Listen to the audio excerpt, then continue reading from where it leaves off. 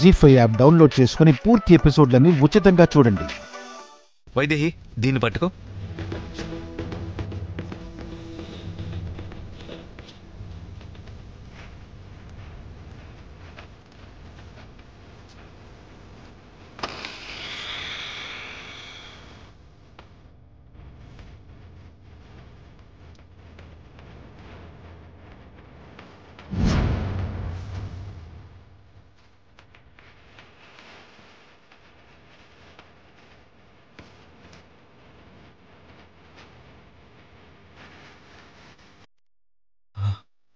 వైదేహి,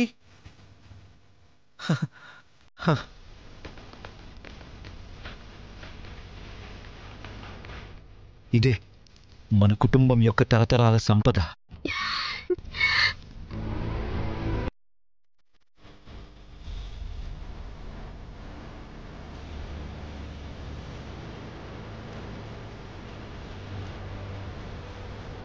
వైదేహి, అక్కడ పెట్టు.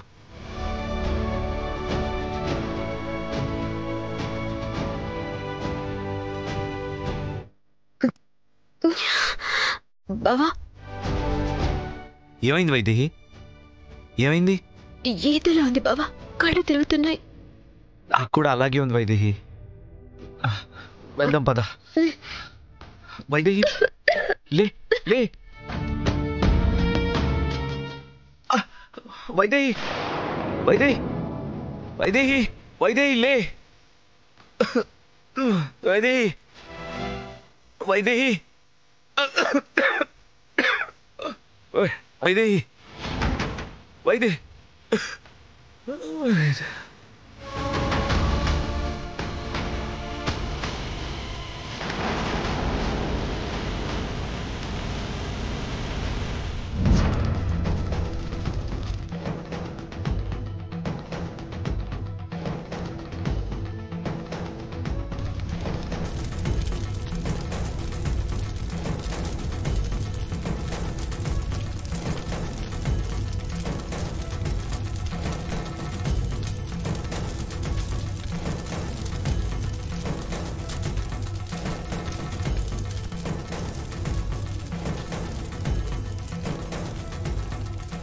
దీపం కొండెక్కిపోయేలా ఉంది స్వామి. లోపల నా మనవడు మనవరాలకి ప్రమాదం ఏం లేదు కదా? హర హర మహాదేవ శంభో శంకర.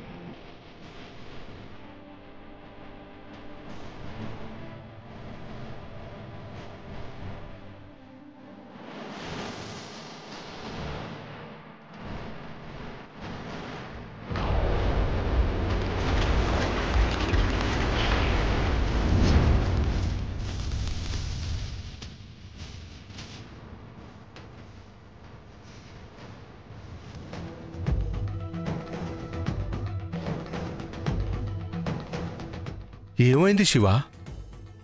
ఇప్పుడు తెరవాల్సిన అవసరం లేదు రాజగురు.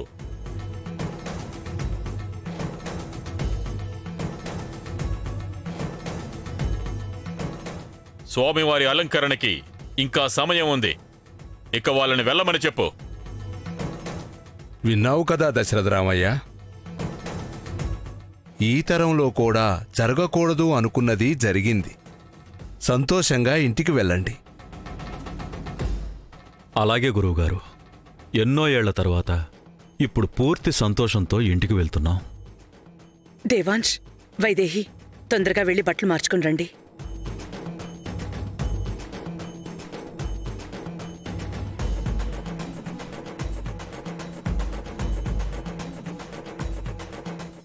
మమ్మల్ని క్షమించు స్వామి.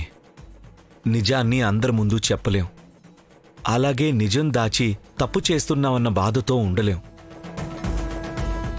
హర హర మహాదేవ శంభో శంకర.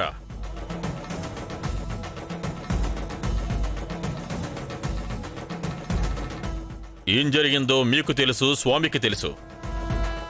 కానీ ఆది దంపతుల అలంకరణ జరిగే వరకు, నిత్య పూజలు జరిగే వరకు శాపం శాపంగానే ఉంటుంది. ఆపదలు పొంచి ఉంటాయి, మరణాలు కోచుకొని ఉంటాయి.